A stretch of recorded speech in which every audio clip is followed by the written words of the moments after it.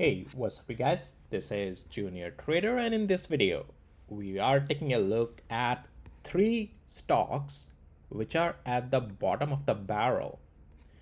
And does this now makes these three stocks that we'll take a look at in this video a buy for a good long term, because these are quite in a free fall for quite some time, and they're getting right at that bottom of the barrel, and these are, you can consider them some, between medium to big cap stocks. So should you be taking an opportunity in these stocks is what we'll talk about in this video. I'll provide you the technicals, a bit of a background on how I'm looking at the fundamentals on these ones, and also most importantly how you can position yourself in these if you are interested. All right. Now, before going further, as always, none of this is any financial advice, only for education purposes, just sharing my opinion. Please do your own thing. So the first one is, that is right on the screen over here, and that is Adobe. All right.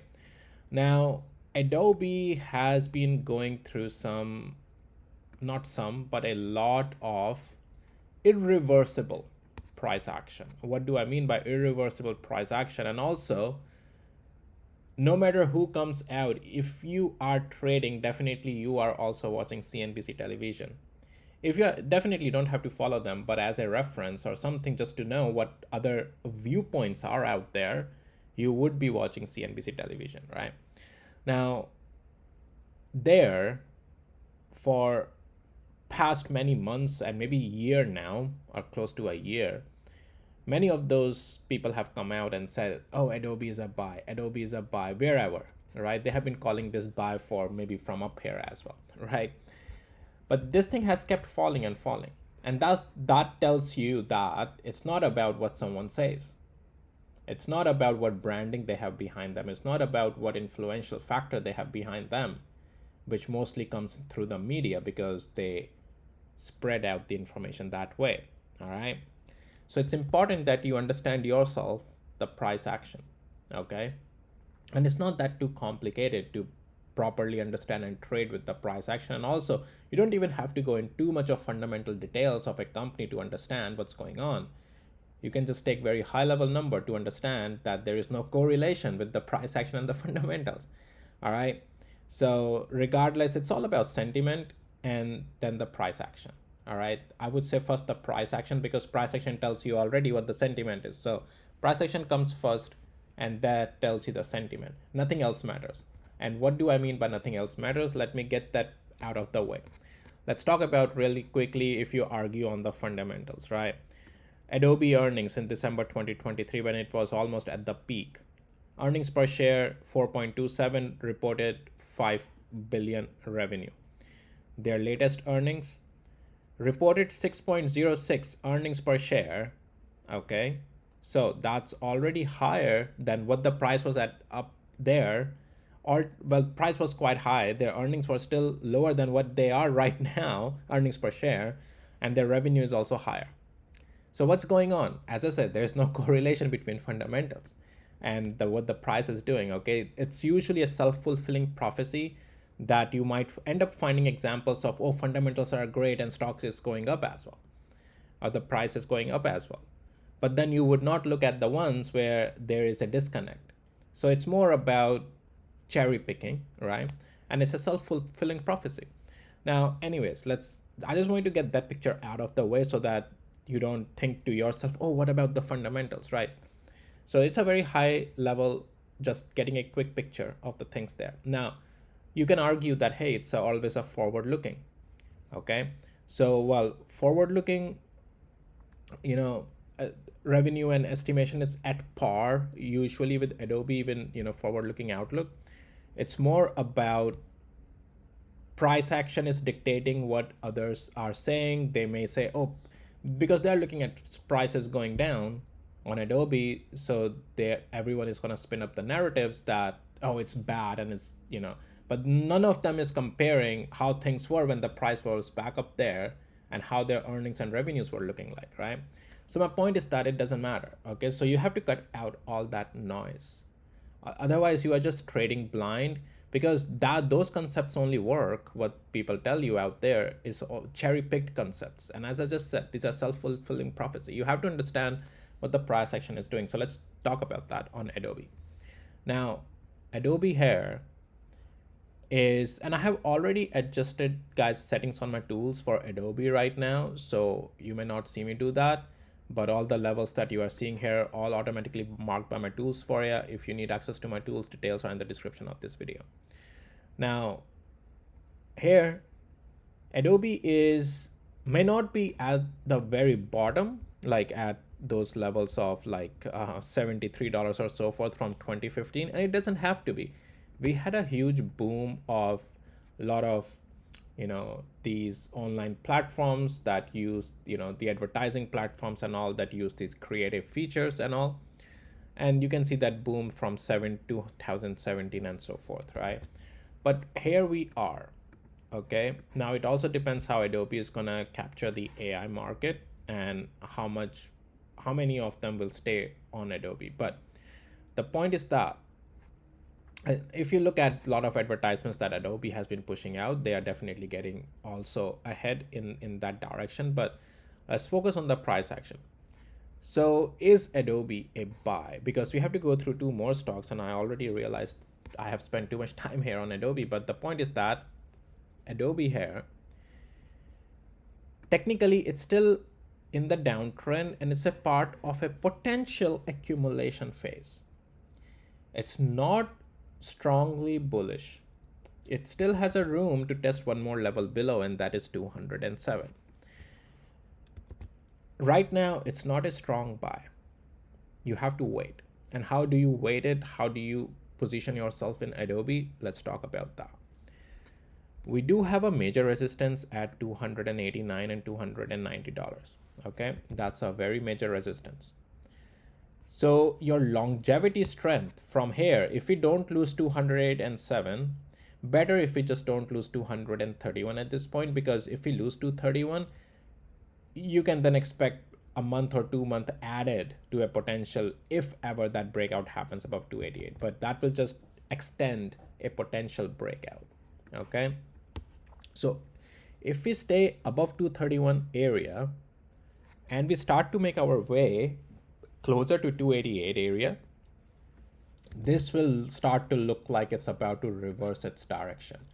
Their earnings are coming out soon, so definitely keep an eye on the price action. If price action starts to, after the earnings or something, gaps up even at 288, then this is a potentially soon being a turnaround. I'll give you another level to watch for that, what you will be watching. So, well, let's put that right away here. That is 265. If through the earnings, after earnings, it gaps up above 265 and closer to 288, it is most likely going to start to turn around to the upside. That would be your time to slowly own a position in this.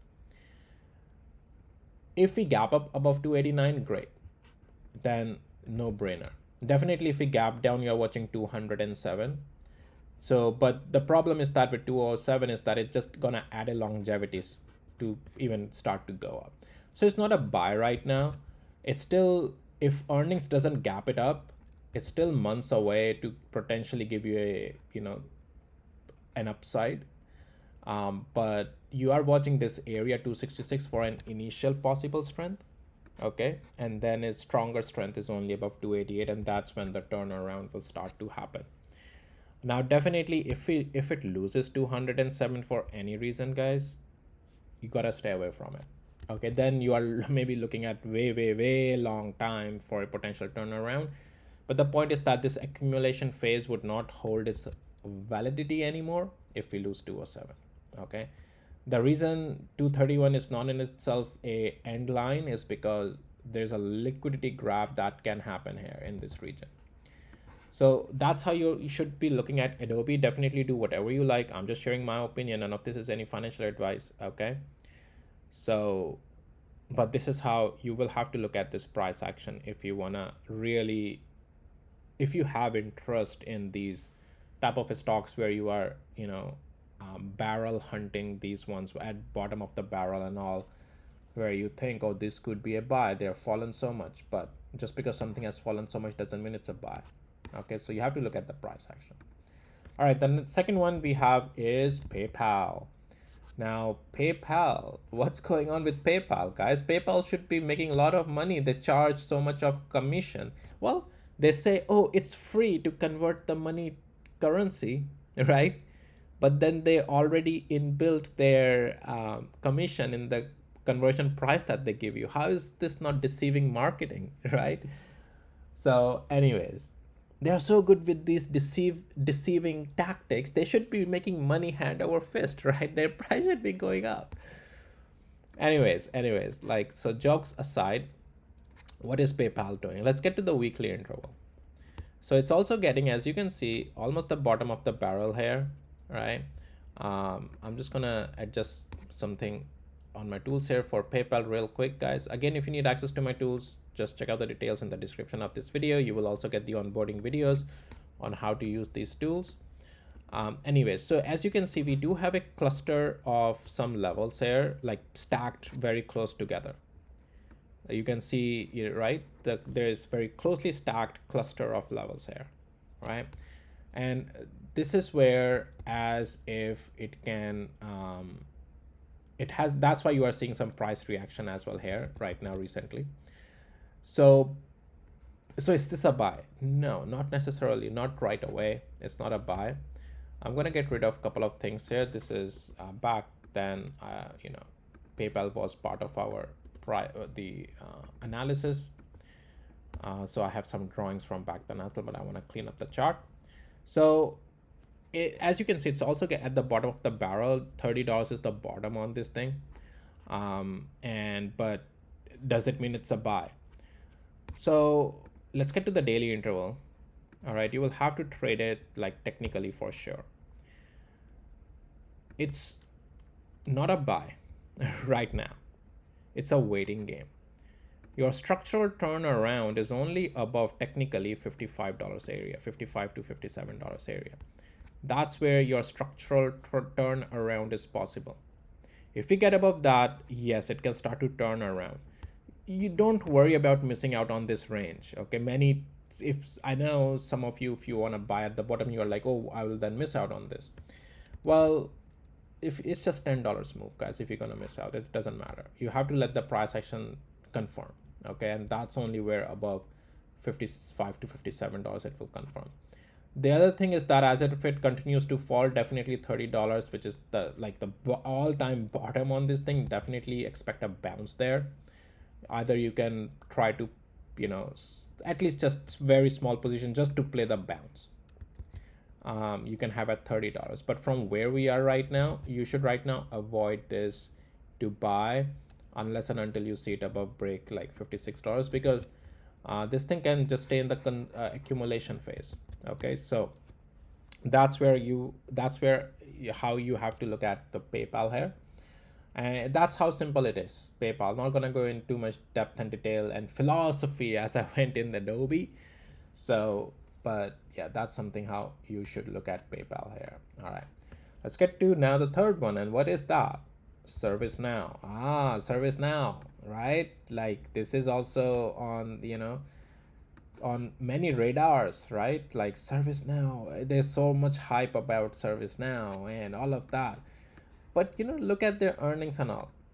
Don't look at red or green. What I want to show you is earnings per share, 0.97, reported revenue 3.7 range, and this has been its range almost all the time. So it's not that they are growing too much, right? It's the same almost. And I don't know why their founder or CEO, whoever that guy is, always wears those classic glasses from 80s or 90s ones, right? So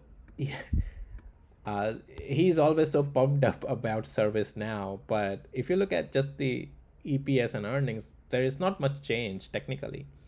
And also it's the point that there is no correlation, right? Price has still been going up and down regardless. So what do you do here, right? What do you do here? It's not at the bottom of the barrel, but it's almost at that spot where we may soon potentially see a bounce just like Adobe. That is $72. We are not there yet. And the reason I want to talk about this here is because it's showing some signs that it can turn around. So it's not fully turned around yet, but it has started to gain a zone where it can gain some strength, 97 above. Now, it's not going to be a super strengthful move, but it's actually a part of a second level of stabilization. So as it can stay above this $100, pretty much $99 almost, it has a room to stabilize here. And then the level, this zone above that you are seeing already, I have put this here. We have to start to get above 115 and 120, then some extra strength will come. But let me warn you a bit here on ServiceNow.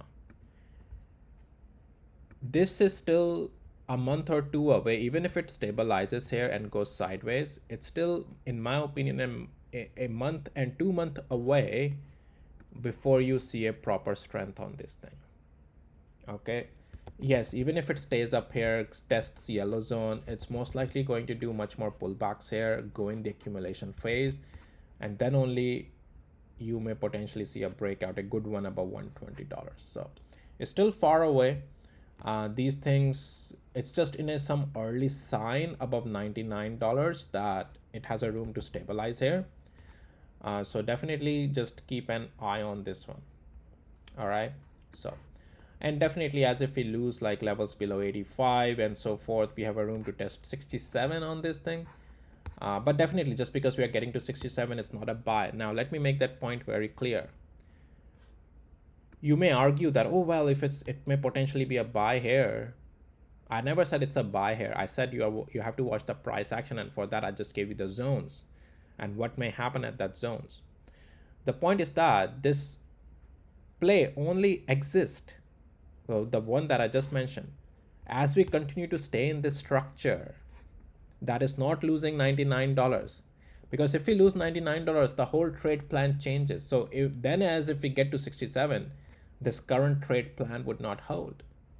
So it's about understanding the structure, and then the trade plan is based off of that structure. Okay. We will then have a new trade plan if it gets to the $67 there. Right. So anyways, that's all I had for you in this video. And if you found it helpful, valuable, please hit the like, subscribe. If you need access to my tools, there are a lot more tools than what you just see on the videos. If you want them, details are in the description of this video. You need to trade with the right tools if you want to be profitable in the market. Otherwise, you are trading blindly. If you join my trading tools membership, you will also get the onboarding videos that will teach you how to use the tools and all that good stuff. All right, guys, that's all. And with that, I'll see you in my next videos. Take care. Bye.